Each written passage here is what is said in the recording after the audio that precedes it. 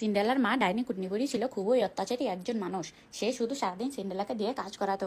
তো একদিন সিন্ডেলা বসে বসে কাজ করছিল আর হুদাই তাকে এসে শাসন করছে। যাই হোক, সিন্ডেলার মা ওই দিন যাচ্ছিল তার অন্য দুই মেয়েকে রাজকুমারের সাথে বিয়ে দেওয়ার জন্য।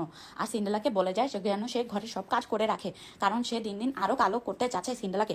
যাই হোক, সিন্ডেলার মা চলে গেল। সিন্ডেলাকে কাঁদতে দেখে একটা টুল থেকে পড়ে নামলো। তারপর জিজ্ঞেস করলো যে তোমার কি হয়েছে। তখন সিন্ডালা উত্তর দিল যে তাকে তার মেয়ে খুব অত্যাচার করে এবং তারা সবাই ফর্সা হওয়ার জন্য রাজকুমারকে বিয়ে করবে আর তাকে দিয়ে কাজ করিয়ে কালো বানাতে চায়। এরকম কালা সিন্ডেলাকে দেখে তো পরীর খুবই দয়া হবে। এরপরে পরী যা মেখে ফর্সা হয়েছিল স্মুথ বিডি পেজ থেকে পরী সে দুইটা জিনিস নিয়ে আসবে, একটা মিলাও বিথিটি সিরাম এবং একটা ডল ক্রিম।